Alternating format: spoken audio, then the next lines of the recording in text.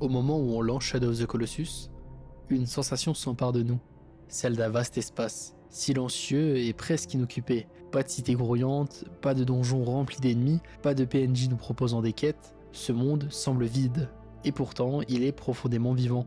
Son écosystème, bien que discret, est marqué par le balancement de l'herbe sous le vent, par la lueur changeante du soleil, et la présence fantomatique de quelques lézards ou oiseaux. Ce choix de ne rien remplir est tout sauf fortuit. En 2005, la majorité des jeux à monde ouvert, pensons à GTA San Andreas ou The Elder Scrolls 4 Oblivion, misaient sur une surenchère de contenu pour divertir à chaque instant.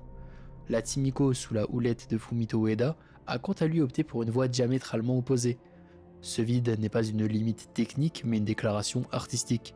Il éveille la curiosité, oblige le joueur à observer, à ressentir chaque détail. Au lieu de chercher frénétiquement la prochaine mission, on se surprend à admirer un rayon de soleil ou à écouter les bruits des sabots d'agro résonner dans un canyon désertique. Dans cet univers quasi muet, la moindre variation sonore ou visuelle prend une ampleur particulière. Le moindre relief devient un repère, le monde agit alors comme un protagoniste silencieux dont la présence est aussi marquante que celle de Wander, le héros que nous incarnons. Pour comprendre cette philosophie du vide, il est intéressant de la rapprocher du concept japonais du ma, qui définit l'espace négatif ou la pause entre les formes. Dans la culture nippone, le ma est tout aussi important que la forme elle-même, car elle permet à l'esprit de respirer, de projeter son imagination. Shadow of the Colossus illustre parfaitement ce principe. En ne remplissant pas chaque recoin d'ennemis ou de distraction, le jeu ouvre un espace immense aux joueurs, un espace mental où s'élaborent des émotions et des réflexions. Cette absence d'éléments superflus amplifie la portée de chaque détail. Une ruine solitaire perdue dans une steppe suscite immédiatement des questions. Qui l'a bâtie? Pourquoi a-t-elle été abandonnée? Et ces interrogations ne trouveront aucune réponse explicite, le jeu laissant place à la subjectivité du joueur. Pour Fumito Ueda, l'un des objectifs était de favoriser l'implication émotionnelle. Le joueur devient alors co-auteur d'une histoire tacite, reliant son propre ressenti à l'environnement. Ainsi, le monde de Shadow of the Colossus n'est pas juste un terrain de jeu, c'est un espace narratif qui parle dans son silence, qui raconte l'effondrement d'une civilisation ancienne, la solitude d'un héros obstiné et l'inéductable marche du temps. C'est ce qui donne cette atmosphère si singulière, teintée de mélancolie, voire de gravité. Shadow of the Colossus se résume à une quête. Wander veut redonner vie à Mono, une jeune femme plongée dans un sommeil éternel. Pour cela, il doit affronter 16 colosses guidés par une voix mystérieuse. Ce postulat d'une simplicité confondante tient en quelques lignes de dialogue à peine. Contrairement à de nombreux jeux d'aventure, aucune introduction prolongée ne vient détailler la relation entre Wander et Mono. Le joueur débarque dans ce temple au milieu de nulle part, dépose la jeune femme sur l'autel et se met en route pour accomplir l'impossible. Cette approche artistique en creux correspond parfaitement à la démarche de la Team Ico. Elle consiste à retirer tout ce qui pourrait diluer l'émotion ou la curiosité du joueur, plutôt que de proposer un récit dense rempli de personnages secondaires et de sous-intrigues. Shadow of the Colossus préfère se concentrer sur l'essence même de l'action. Abattre des colosses pour sauver une vie, cette quête presque mythique donne un caractère universel à l'histoire. Nul besoin d'en savoir plus, l'absence de détails rend la tragédie d'autant plus puissante. Un des lieux majeurs du jeu est ce temple central, colossal où repose Mono. Il semble plus ancien que tout ce qui l'entoure et dégage une aura sacrée autant qu'inquiétante. C'est là que tout commence et que tout se termine. Mais le joueur ne connaît ni son nom, ni son origine, ni sa fonction première. Les symboles qui le décorent, l'architecture de ses colonnes, la lumière qui y pénètre forment un langage visuel fort, mais restent volontairement opaques. En tant que joueur, on perçoit l'importance du lieu sans que rien ne soit dit. On ressent aussi qu'il existe un lien profond entre le temple, Dormine et les colosses. Mais on ne sait rien de l'identité de Dormine, ni de la raison précise pour laquelle ces 16 colosses doivent être vaincus. Les rares indices que l'on obtient au fil des combats sont cryptiques, comme si le jeu nous murmurait une vérité sans jamais la dévoiler entièrement. Cette liberté laissée à l'interprétation nourrit l'implication émotionnelle. Au lieu de suivre un scénario balisé, on glane des fragments d'informations en explorant les lieux, en observant les réactions de Wander, en écoutant les rares phrases prononcées par Dormine. Chacun peut alors projeter sa propre vision de l'histoire, imaginer l'ancien monde dont il ne reste que des vestiges. C'est là l'une des forces de cette narration minimaliste. Elle ne cherche pas à convaincre, mais à interpeller. Au cœur de Shadow of the Colossus se trouvent ces 16 êtres gigantesques que l'on nomme colosses. Chacun d'entre eux possède une identité visuelle et un comportement distinct. Certains volent, d'autres nagent, Certains foulent la terre d'une démarche pesante ou surgissent du sol comme des créatures primitives, mais aucun n'apparaît jamais comme un monstre ordinaire. Au contraire, ils évoquent la majesté, la force d'une nature ancienne, presque divine. Le design de ces colosses est un tour de force. Fumito Ueda et son équipe ont voulu qu'ils ressemblent à des entités faites de pierre, de fourrure et de mousse, comme s'ils faisaient partie intégrante du monde. Au-delà de leur apparence, c'est aussi leur rôle narratif qui est fascinant. Ils sont les seuls véritables êtres vivants que Wander croise, comme si toutes les autres formes de vie humaine avaient disparu depuis des siècles. Chaque rencontre devient alors un événement où le silence cède place à un affrontement épique. Abattre un colosse dans Shadow of the Colossus n'a rien d'un exploit glorieux. Contrairement à la plupart des jeux d'action où vaincre un boss suscite la fierté du joueur, ici c'est souvent la culpabilité qui domine. Les colosses ne sont pas agressifs, du moins la plupart ne le sont pas de prime abord. Certains se contentent de vaquer à leurs occupations, insensibles à la présence de Wander, jusqu'à ce qu'ils les provoquent. Prenons l'exemple de Phalanx, un serpent ailé qui survole calmement les dunes d'un désert. Pour le combattre, Wander doit le débusquer de son vol silencieux, s'y agripper et le blesser jusqu'à le faire tomber. Cette créature pourtant inoffensive se retrouve détruite sans qu'elle ait cherché à nuire à quiconque. C'est cette ambiguïté morale qui donne sa profondeur au jeu, on ne se sent jamais pleinement héros, chaque victoire a un goût amer, comme si la fin ne justifiait jamais vraiment les moyens. Et cette tension, ce malaise font partie intégrante de l'expérience voulue par les développeurs. La musique joue un rôle crucial dans Shadow of the Colossus, mais pas comme on pourrait s'y attendre. La plupart du temps, le jeu est silencieux. Seuls vous parviennent les bruits ambiants, le vent, les pas de Wander, les hennissements d'aggro,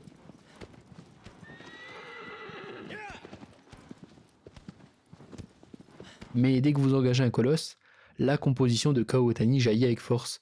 Des cuivres, des cordes, des percussions, tout s'anime pour souligner l'intensité de la confrontation.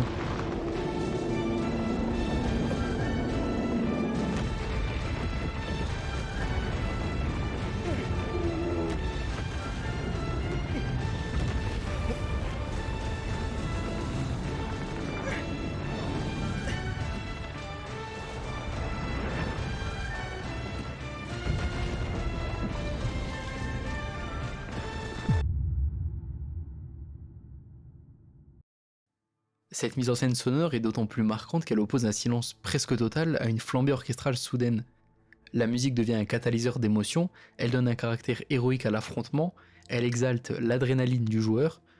Pourtant, une fois le colosse vaincu, la partition s'arrête et vous laisse dans un silence encore plus pesant qu'auparavant. Cette rupture brutale fait ressortir la tristesse ou le regret qui suit la victoire.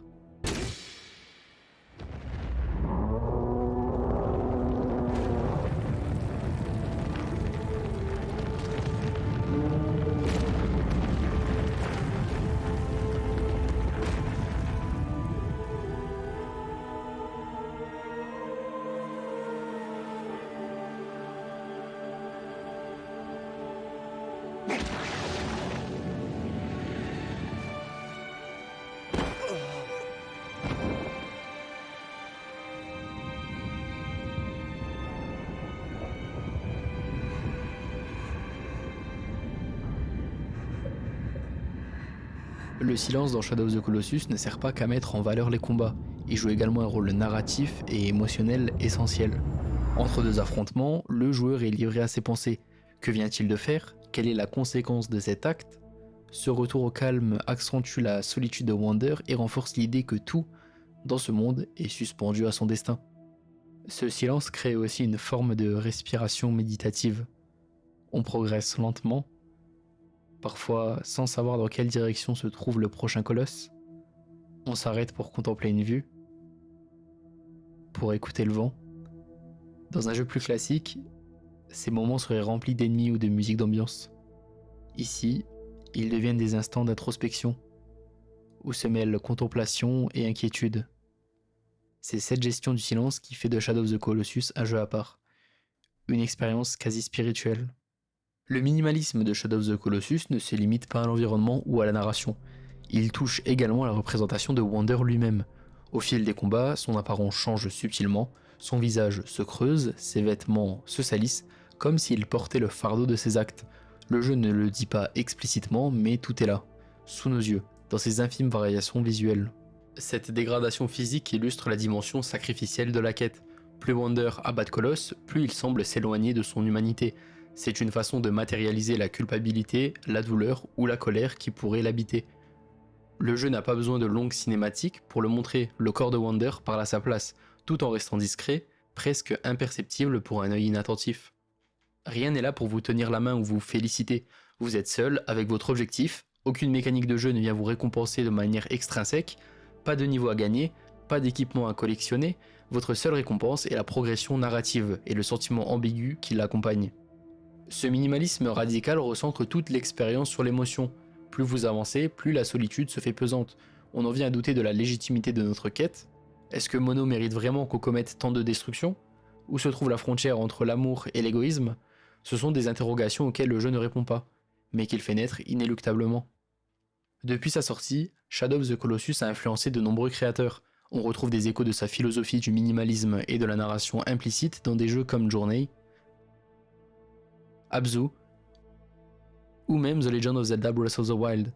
Le principe d'affrontement épique contre des ennemis gigantesques, associé à un monde ouvert qui mise sur la contemplation, se retrouve également dans des productions plus récentes, prouvant la modernité intemporelle du studio Timiko. Le remake de 2018 par Bluepoint a offert une nouvelle jeunesse au jeu, tout en préservant l'âme de l'original. La refonte graphique a mis en valeur la beauté de ses décors, accentuant encore la dimension contemplative.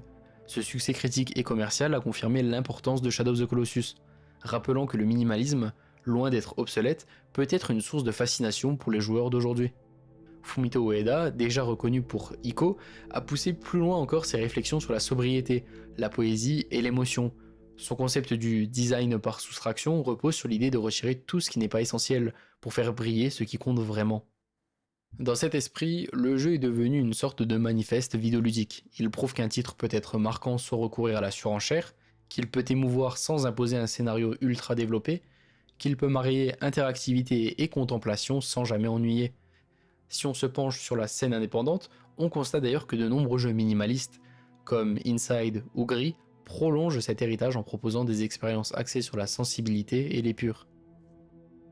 Au terme de ce long périple à travers Shadow of the Colossus, une chose apparaît clairement, ce jeu ne se contente pas de divertir, il fait réfléchir, il nous montre qu'un univers apparemment vide peut être d'une richesse infinie, qu'un scénario volontairement laconique peut se transformer en un récit intérieurement puissant, et qu'un combat épique peut se parer d'une grande mélancolie lorsqu'on en saisit l'ambivalence morale. Le minimalisme dans Shadow of the Colossus n'est pas une absence, mais un révélateur. Il souligne la solitude du héros, met en valeur la grandeur silencieuse du monde, et confronte le joueur à ses propres émotions. Dans cette simplicité, quelque chose se dégage, comme un souffle. Un souffle qui nous suit bien après avoir éteint la console, et qui continue de résonner dans l'industrie du jeu vidéo. En définitive, Shadow of the Colossus est une œuvre qui prouve que la forme la plus pure de l'art peut naître de la sobriété. C'est un cri qui s'exprime dans le silence, un écho qui traverse les années sans jamais perdre de sa force. C'est le témoignage qu'il existe un espace dans l'univers vidéoludique pour la contemplation, la poésie et l'introspection. Et peut-être est-ce là, au fond, la plus belle preuve de son intemporalité.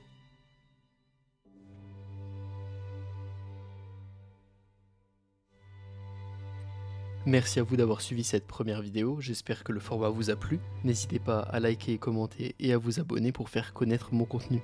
Et je vous dis à la prochaine pour une autre vidéo.